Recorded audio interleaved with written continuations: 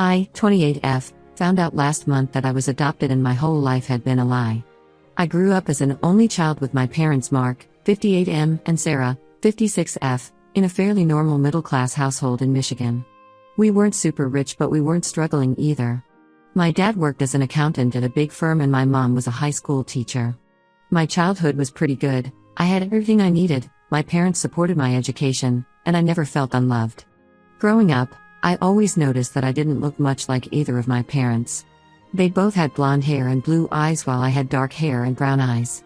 My mom used to joke that I was her mini carbon copy of my grandmother, my dad's mom, who had passed away when I was a baby.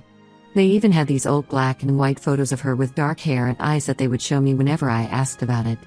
Looking back now, I realize those photos could have been of anyone. They were so old and grainy you could barely make out the features. Every time we had biology class in school and learned about genetics, I would come home confused about how I got such different features from my parents. They always had an explanation ready. They said their grandparents had dark features, and these things sometimes skip generations. I believed them because why wouldn't I? They were my parents and I trusted them completely. When I was 16, I had to do a family medical history project for school. My parents were weirdly vague about everything.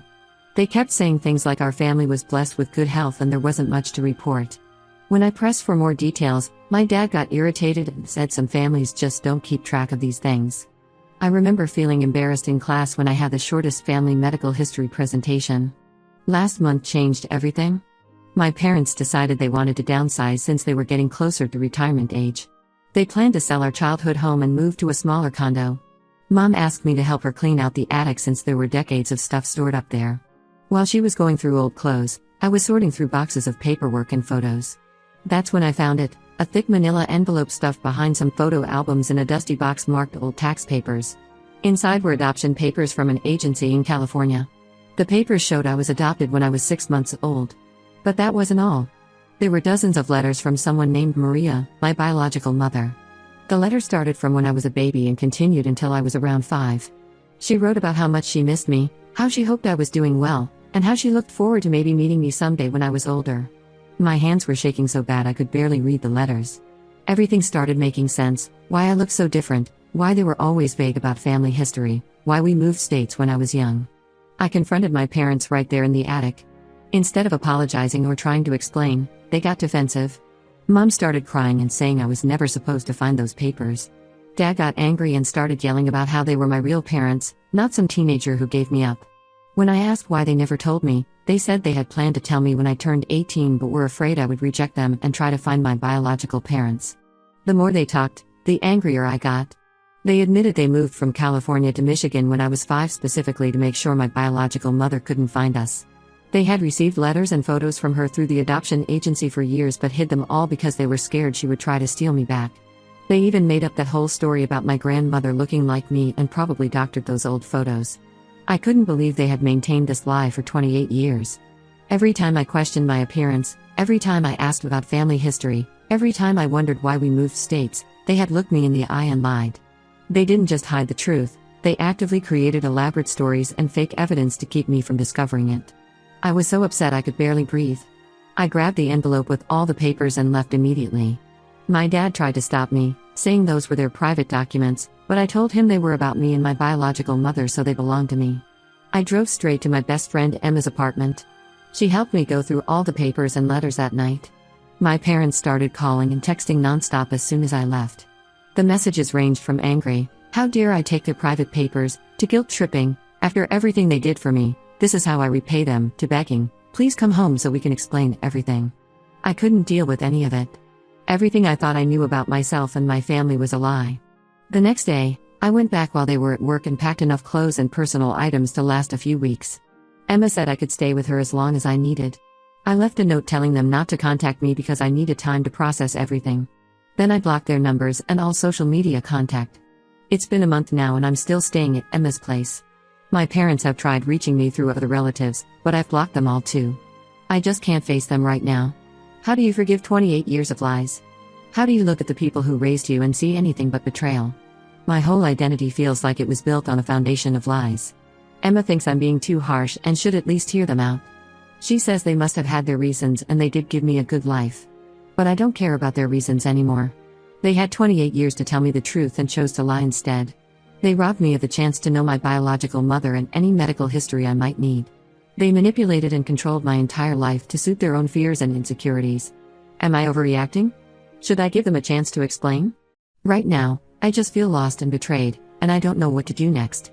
Update 1. After my last post, I spent several days reading through all the adoption paperwork I took from my parents' house.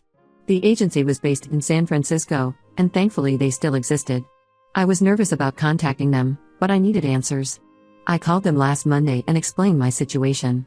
The agency staff were incredibly helpful once I provided all the documentation and proof of my identity.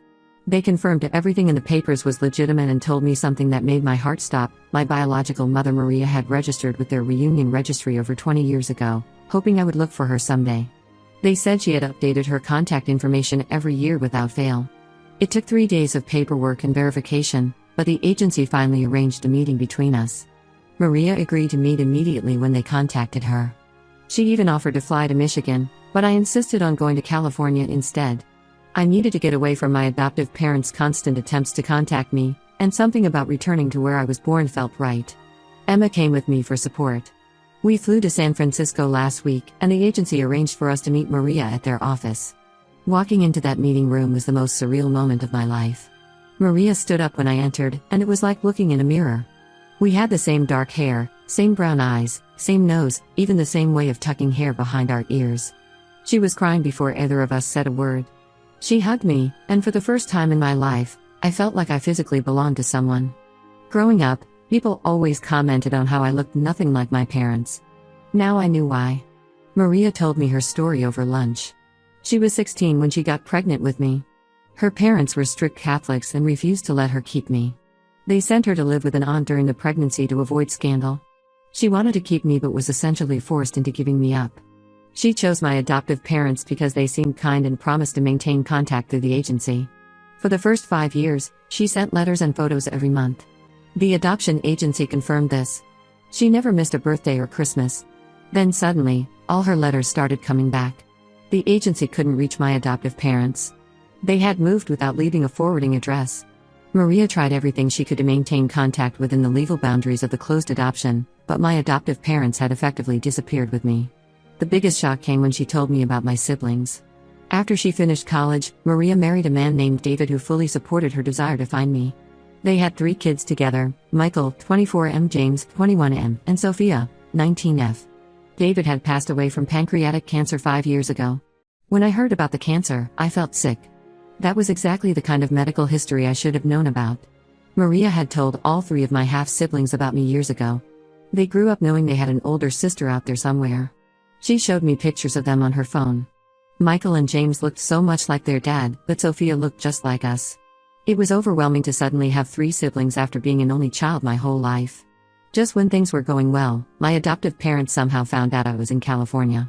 Emma thinks they must have tracked my credit card usage. They showed up at my workplace back in Michigan, causing a huge scene when they couldn't find me. My dad was apparently yelling about ungrateful children while my mom was crying hysterically. My coworkers had to call security to escort them out. My boss called to tell me about it and was incredibly understanding when I explained everything. She gave me an extra week of emergency leave to sort things out. Their behavior only proved to me that I'd made the right decision cutting contact. They weren't sorry for lying, they were just sorry they got caught. Even now, they were only thinking about their own feelings, not how their actions affected me. They didn't care that they were embarrassing me at work or causing me problems. They just wanted control back. Maria invited me to come stay with her for a few days to meet my siblings. I agreed but insisted on getting a hotel room nearby. It felt too overwhelming to stay in her house right away. Emma had to fly back for work, but she made me promise to call her every day. Meeting my siblings was intense but amazing. Michael is a software engineer and reminds me so much of myself and how he analyzes everything. James is in college studying marine biology and has the same weird sense of humor I do. Sophia is still in high school but she's like a mini-me in personality and looks. They were also welcoming and excited to meet me. The most painful part was going through old family photos at Maria's house. She had kept photos of my siblings at every age and it hurt to see all the moments I missed. But what really broke me was finding out that she had kept a photo album just for me, filled with all the school pictures and update letters my adoptive parents had sent during those first 5 years. She had treasured those few glimpses into my life while my adoptive parents had hidden all traces of her from me. I'm heading back to Michigan tomorrow. I need to figure out what to do about my adoptive parents and their increasingly erratic behavior. But at least now I know where I came from. I have a whole new family who wants to know me, not control me. Maria gave me her mother's old recipe book and said it was always meant to be mine. It's the first thing I've ever owned that came from my biological family. I don't know what happens next, but for the first time since finding those adoption papers, I feel like I'm not alone.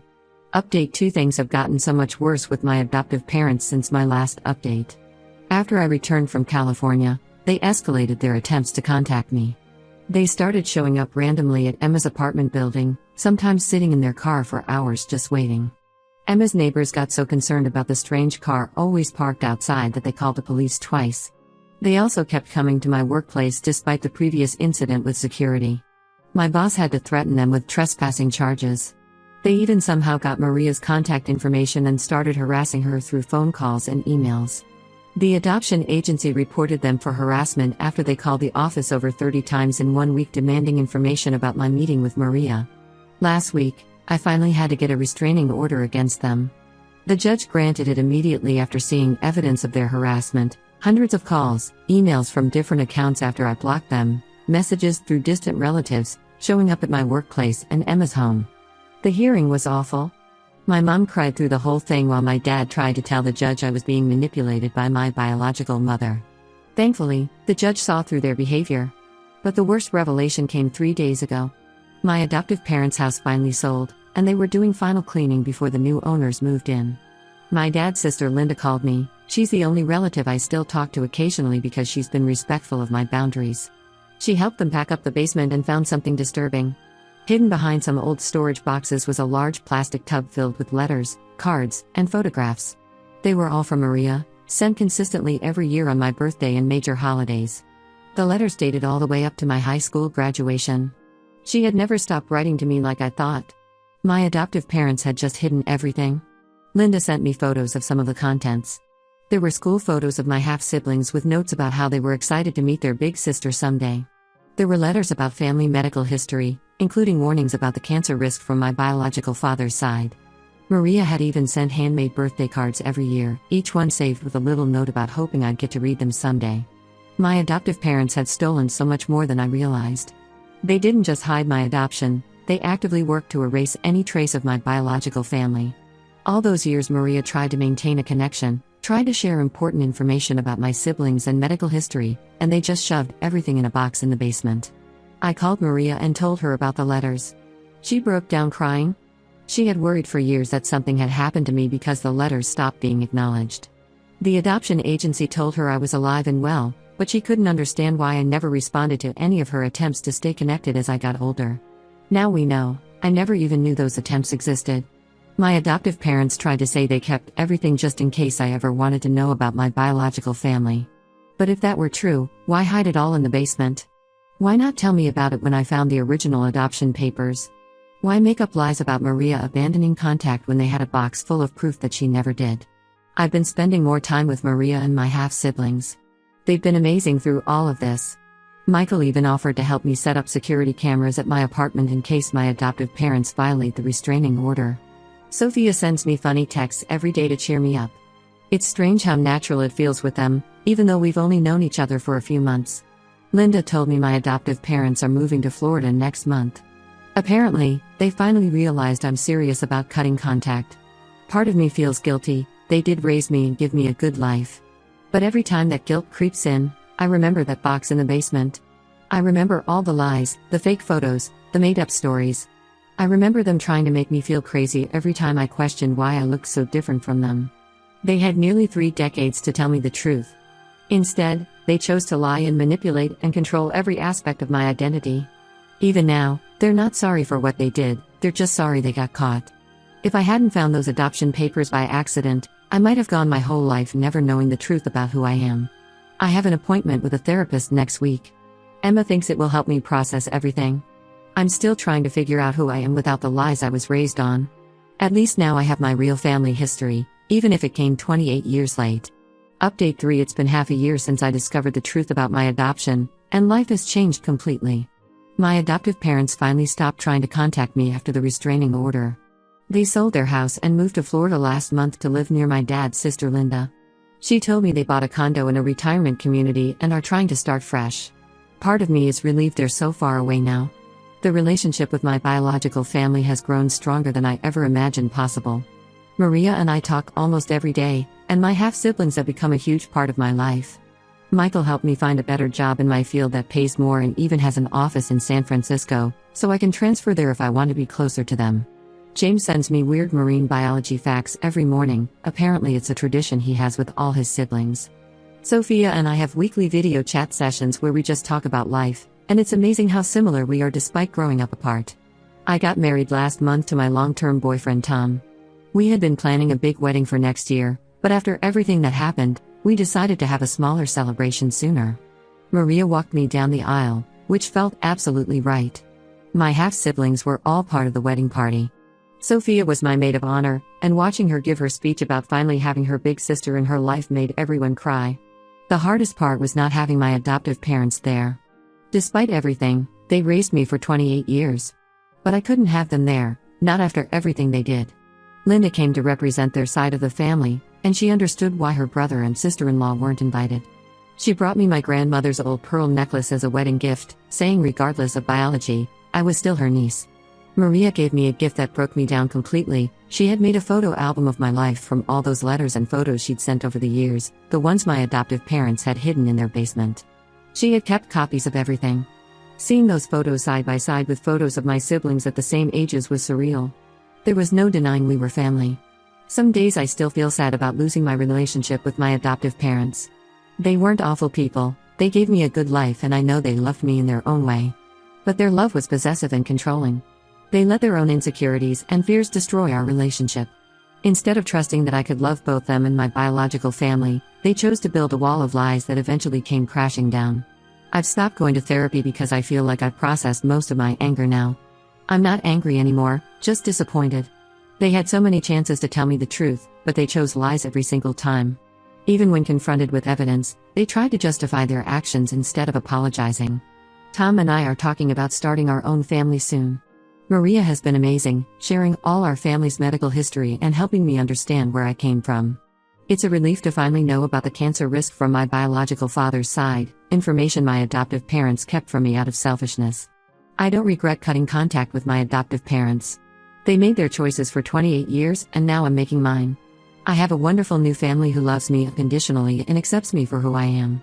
I have a husband who supported me through all of this chaos. I finally know who I really am and where I came from. Sometimes the truth hurts, but living a lie hurts more. This will be my last update. It's time to close this chapter and focus on building my new life, one based on truth and real love, not lies and control.